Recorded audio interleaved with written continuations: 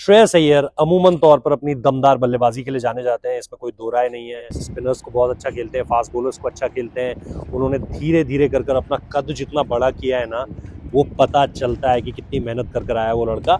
लेकिन आज जो कुछ मैंने देखा ना, मैंने आज से पहले कभी नहीं देखा। पता नहीं लोगों ने देखा हो या ना देखा हो, मैंने कभी नहीं देखा। इसलिए ये जो शैडो प्रैक्टिस है ना श्रेयस अय्यर की, ये आपको बताती है कि कहीं ना कहीं एक चैलेंज आया है और उस चैलेंज को दूर करने के लिए वो खड़े हुए। वो जहां आपको हावर कवर दिखाई दे रहे हैं ना पीछे, उन हावर कवर्स के नीचे ही आपका विकेट है ऑब्वियसली, जिस पर मैच होगा। और वहां एक छोर पर खड़े होकर उन्होंने शुरू की शैडो प्रैक्टिस। अब शैडो प्रैक्टिस अमूमन तौर पर राहुल द्रविड़ भी किया करते थे।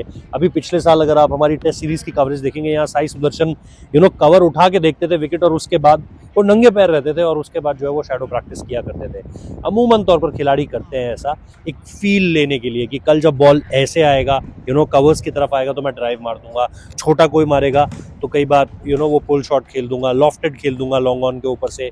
इस तरह के शॉट से भरा रहा है श्रेयस अय्यर का ये पूरा का पूरा शैडो प्रैक्टिस सेशन। और जैसे ही वो जा रहे थे ना, क्योंकि इधर वैभव सूर्यवंशी तैयार होने के लिए चले गए थे, उनका वो ऑब्वियसली डिफरेंट चेंजिंग रूम वाला स्टोरी हमने बेलफास्ट से किया था आप लोगों के लिए, कि यहाँ चेंजिंग रूम की दो बातें हैं। पहली चीज, या तो आपको अलग देना पड़ेगा, दूसरा तब वैभव चेंजिंग रूम में मतलब चेंज कर सकते हैं जब वहां कोई ना हो, कोई और अडल्ट ना हो। तो यहाँ वैभव सूर्यवंशी वहां से तैयार होकर आ रहे थे, श्रेयस अय्यर यहाँ से इस तरफ आ रहे थे कि तभी उन्हें मौने मौकल बुलाते हैं। मौने मौकल ने बुलाया और फील्ड पोजीशंस का जिक्र किया, मौने मौकल ने बुलाया और एयर का जिक्र किया। यानी यहाँ पर हवा जो है ना वो इम्पैक्ट डाल रही है। अभी भी जब मैं आपसे बात कर रहा हूँ, इट्स ब्रीजी एयर, ऐसा नहीं है कि बिल्कुल घुप खाली पड़ा हुआ है सब कुछ। और ग्राउंड अगर आप देखेंगे, काफी हिस्सा ग्राउंड का आपको ओपन दिखेगा। तो ऐसा नहीं है कि बहुत सारे कॉन्क्रीट स्ट्रक्चर्स, अमूमन तौर पर जैसे मेलबर्न एक कवर्ड ग्राउंड है, अहमदाबाद का जो नरेंद्र मोदी स्टेडियम है कवर्ड है, इस तरह के ओपननेस आपको वहां पर नहीं मिलेगी। यहाँ पर है वो चीज।